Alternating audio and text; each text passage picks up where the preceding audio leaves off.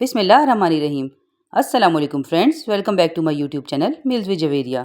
बकरा ईद की आमद है, तो इस सिलसिले में मैं आप लोगों के साथ शेयर करने जा रही हूँ कच्चे कीमे के कबाबों की बहुत ही ऑथेंटिक और मज़ेदार सी रेसिपी।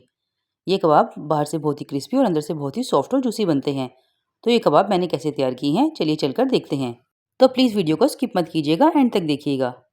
तो व्यूअर्स, इस शानदार सी रेसिपी को बनाने के लिए मैंने तकरीबन 2 किलो बीफ का गोश्त लिया है और साथ मैंने लिया है तकरीबन 100 ग्राम के करीब ये चिकनाई। इससे कबाब बहुत जूसी बनते हैं। तो फ्रेंड्स, अब मैं इस गोश्त को धोकर अच्छे तरीके से पीस लूँगी तकरीबन 2 से 3 बार।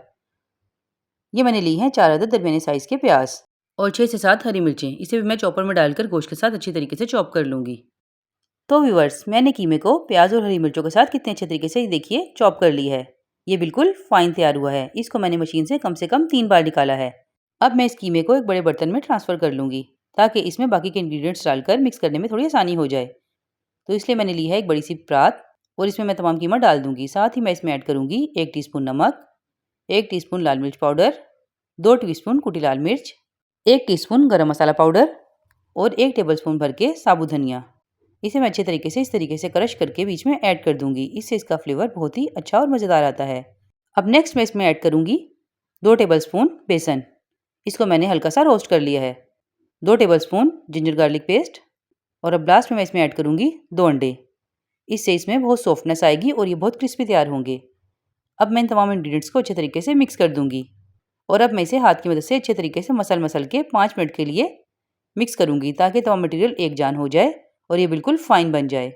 तो व्यूअर्स, ये देखिए 5 मिनट अच्छे तरीके से मिक्स करने के बाद ये इस कंडीशन में आ गया है। ये देखिए, ये बिल्कुल एक जान हो गया है। जब तक ये इस कंडीशन में ना आ जाए, आपने इसे हथेली की मदद से मिक्स करते रहना है। अब मैंने इसमें ऐड कर दिया है हरा धनिया और अब मैं इसे फिर से अच्छे तरीके से मिक्स कर लूँगी। हरा धनिया जितना ज़्यादा होगा, खुशबू उतनी ही अच्छी और लाजवाब आएगी। तो फ्रेंड्स, अब मैं इसे फिर से बाउल में ट्रांसफ़र कर लूँगी और कम से कम 2 घंटे के लिए फ्रिज में सेट होने के लिए रख दूँगी ताकि तमाम फ्लेवर्स इसमें अच्छे तरीके से मिक्स हो जाएँ। तो व्यूअर्स, ये देखिए 2 घंटे के बाद ये इस तरीके से टाइट कंडीशन में आ गया है। अब ये कबाब बनाने के लिए बिल्कुल रेडी है। तो फ्रेंड्स, ये देखिए आपने कम से कम इतना मटेरियल हाथ में लेना है और इस तरीके से इसे गोल घुमाते हुए अच्छे तरीके से बाउल बना लेना है, जैसे कि हम कोफ्ते तैयार करते हैं। और फिर मैं इसे कबाब की शक्ल दे लूँगी।